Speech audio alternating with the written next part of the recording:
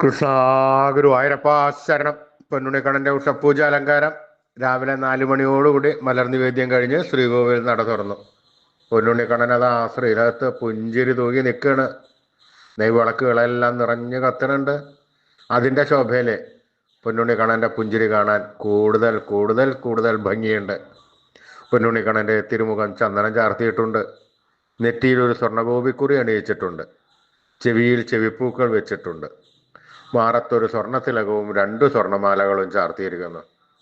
പൊന്നിൻ കിങ്ങിണി കെട്ടി പട്ടുകോണകം ഉടുത്ത് ഒരു പച്ചപ്പട്ടും ഒരു പീതാംബരപ്പട്ടും കൂട്ടിക്കെട്ടി ഞൊറിഞ്ഞെടുത്തിട്ടുണ്ട്.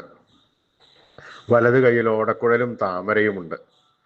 സ്വർണ്ണ കിരീടം ചാർത്തി കിരീടത്തിന്മേൽ 3 തിരുമുടിമാലകളും 2 വലിയ വനമാലകളും ചാർത്തിയിരിക്കുന്നു. അങ്ങനെ സുന്ദരനായി പുഞ്ചിരി തൂകി നിൽക്കുന്ന ആ ഉണ്ണിക്കണ്ണനെയാണ് നട തുറന്ന സമയത്ത് ഭക്തന്മാരെല്ലാവരും കാണുന്നത്. ഈ രൂപം കണ്ടതോടുകൂടി ഭക്തന്മാർക്ക് എല്ലാവർക്കും ആനന്ദത്തിൽ ആറാടി ആ പൊന്നുണ്ണിക്കണ്ണന്റെ തിരുനാമങ്ങളും ചൊല്ലി അതാ കണ്ണന്റെ അടുത്തേക്ക് ഓടി ഓടി ഓടി ഓടി പോണു. ആ സോപാനപ്പടിയിൽ നിന്ന് കണ്ണനെ കൺകുളിർക്ക കണ്ട് ആ കണ്ണന്റെ തൃക്കാൽക്കൽ വീണ് നമസ്കരിക്കണു, പ്രാർത്ഥിക്കണു. കണ്ണൻ അവരെ എല്ലാവരെയും അനുഗ്രഹിക്കണം. ആ സുന്ദര രൂപം നമുക്കും നമ്മുടെ മനസ്സിലേക്കൊന്ന് വായിച്ചാലോ? എല്ലാവരും പൊന്നുണ്ണിക്കണ്ണനെ മനസ്സിൽ വിചാരിച്ചോളൂ കേട്ടോ. നല്ലപോലെ വിചാരിക്കൂ. പൊന്നിൻ കിങ്ങിണി കെട്ടി പട്ടുകോണകം ഉടുത്ത് ഒരു പച്ചപ്പട്ടും പീതാംബരപ്പട്ടും കൂട്ടിക്കെട്ടി ഞൊറിഞ്ഞെടുത്ത് വലത് കൈയിൽ ഓടക്കുഴലും താമരയും പിടിച്ച് സർവാഭരണ വിഭൂഷിതനായി നിന്ന് പുഞ്ചിരി തൂകുന്ന ആ സച്ചിദാനന്ദ കട്ടയുടെ രൂപം എല്ലാവരും മനസ്സിൽ വിചാരിക്കൂ.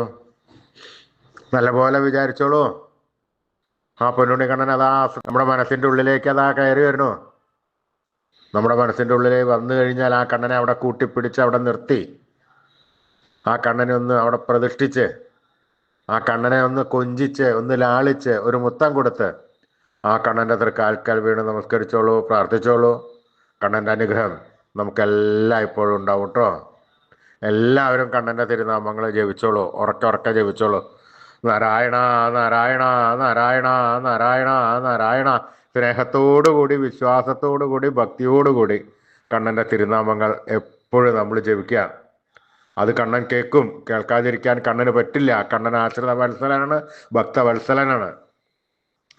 അപ്പോൾ അതിൽ കൂടുതൽ സ്നേഹം നമുക്ക് തന്ന് നമ്മുടെ അടുത്തേക്ക് ഓടി വന്ന് നമ്മുടെ ഒക്കത്തൊക്കെ ഒന്ന് കയറിയിരുന്ന് നമുക്കൊരു മുത്തം തന്ന് നമുക്ക് വേണ്ട സമയത്ത് വേണ്ടതെല്ലാം ആ പൊന്നുണ്ണി കണ്ണൻ വാരി കോരി തരും. അപ്പോൾ ഉറച്ച വിശ്വാസത്തോടുകൂടി കണ്ണനെ, സ്നേഹത്തോടുകൂടി കണ്ണനെ വിളിച്ചോളൂ എല്ലാവരും. നാരായണ നാരായണ നാരായണ നാരായണ.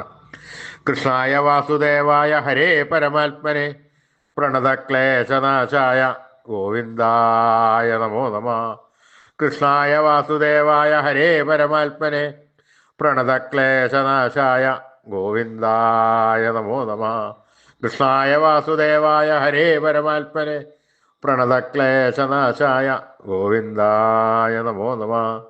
അച്യുതാനന്ദ ഗോവിന്ദ അച്യുതാനന്ദ ഗോവിന്ദ അച്യുതാനന്ദ ഗോവിന്ദ. ഈ നാമത്രയ മന്ത്രം എല്ലാവരും ദിവസേന ഉപാസിക്കണം കേട്ടോ. നിത്യവും ഉപാസിച്ചു കഴിഞ്ഞാൽ നമുക്ക് ആയുരാരോഗ്യ സൗഖ്യം, സർവ്വസമ്പൽ സമൃദ്ധി, സർവ്വ ഐശ്വര്യം, സന്തതി പരമ്പരകൾക്കെല്ലാം ശ്രേയസ് ഉണ്ടാവുന്നതാണ്. ഋഷീശ്വരന്മാർ തലമുറകൾ കൈമാറി തന്ന ഈ അമൂല്യനിധി നമ്മൾ നിത്യവും ഉപാസിക്കണം. നമ്മുടെ തലമുറകൾക്ക് അത് കൈമാറണം. കുട്ടികളെ എല്ലാവരെയും പഠിപ്പിക്കണം. അവരെ കൊണ്ട് അത് ഉപാസിപ്പിക്കണം. ഈ കലികാലത്ത് ജപിക്കുവാൻ പറ്റിയ ഒരു ഉത്തമ മന്ത്രം കൂടിയാണിത്. അതുകൊണ്ട് എല്ലാവരും നിത്യവും ഉപാസിച്ചോളൂ കേട്ടോ ഈ നാമത്രയ മന്ത്രം.